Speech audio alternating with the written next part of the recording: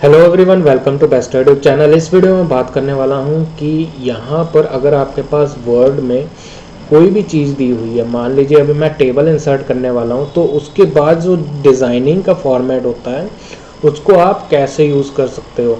तो सिंपली क्या करते हैं, यहाँ पर इंसर्ट का ऑप्शन चले जाते हैं और फिर देखते हैं डिज़ाइनिंग का ऑप्शन कहाँ से आता है। यहाँ पर हमें कोई डिज़ाइनिंग का ऑप्शन शो ही नहीं हो रहा।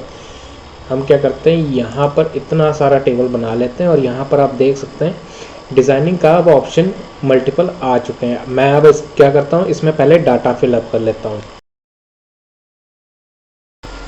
तो जैसा कि अब आप देख सकते हैं मैंने डाटा सारा का सारा फॉर्मेट में फिलअप कर लिया है।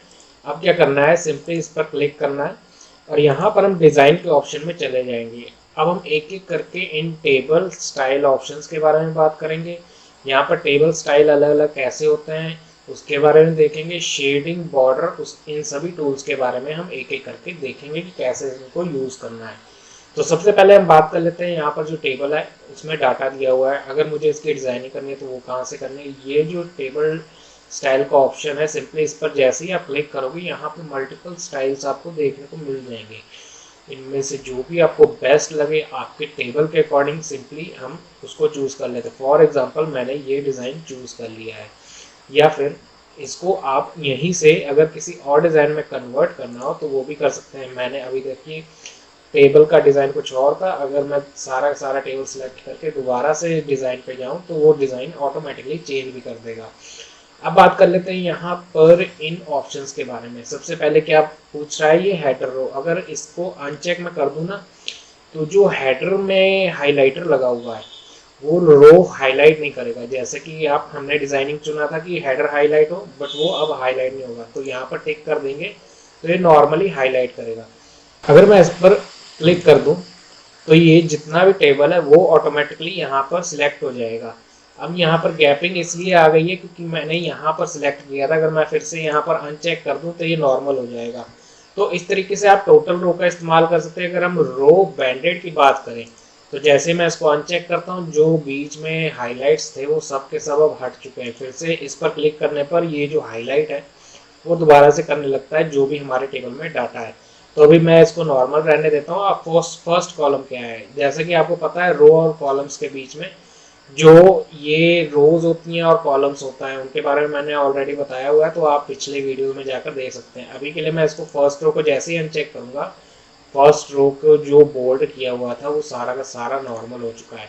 जैसे मैं इसको फिर से चेक लगाऊंगा तो यहाँ पर आप देख सकते हैं ये जो अक्षर है वो ऑटोमेटिकली हाईलाइट हो रहा है। अगर मैं इसको फर्स्ट की बजाय लास्ट कर दूं तो ये देखिए लास्ट के जो कॉलम्स हैं इसको ये हाईलाइट कर रहा है। सेम इसी तरीके से अब इसको अनचेक करके अगर मैं बैंडेड कॉलम यानी कि ऐसे डिजाइनिंग जो कि सेंटर में नॉर्मल हो जाए और बाकी सब चीजें हाईलाइट हो जाए, इसमें होता क्या है कि ये ऐसे भी हाईलाइट करेगा, ठीक है, और ये ऐसे भी हाईलाइट करेगा। तो जो बीच वाले कॉलम्स होंगे, टेबल्स होंगे या फिर रोज कॉलम्स, जो भी सेल बचेंगे ये उनको नॉर्मली रहने देगा। अभी मैं इसको बैंडेड कॉलम को हटा देता हूँ और इसको नॉर्मल कर देते हैं।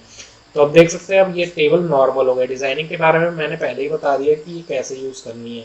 अब बात कर लेते हैं शेडिंग की। शेडिंग पर अगर क्लिक करते हैं तो जैसा कि यहाँ पर आप देख सकते हैं 18 नंबर सिलेक्ट है। अगर मैं इसको कलर चेंज करना चाहूँ तो यहाँ से कर सकता हूँ, किसी भी कलर में इसको कन्वर्ट कर सकते हैं। देख सकते हैं इसको अलग से हाईलाइट करना है तो शेडिंग में जाइए और सिंपली जो भी आपने कलर चूज करना है वो चूज करके इसको आप हाईलाइट कर सकते हो। अब बॉर्डर स्टाइलिंग की बात कर लेते हैं। यहाँ पर जो बॉर्डर दिया हुआ है वो नॉर्मल है, बिल्कुल ही नॉर्मल, प्लेन, सिंपल।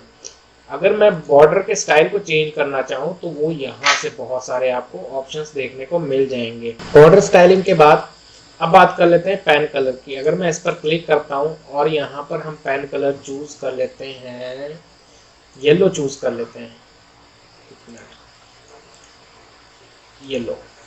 तो अब मैं क्या करूँगा, इस पेन टूल से अगर मुझे ये बॉर्डर लाइन कलर करना है तो सिंपली इस बॉर्डर लाइन को सिलेक्ट करूँगा तो आप देख सकते हैं ये येलो कलर में कन्वर्ट हो रही है।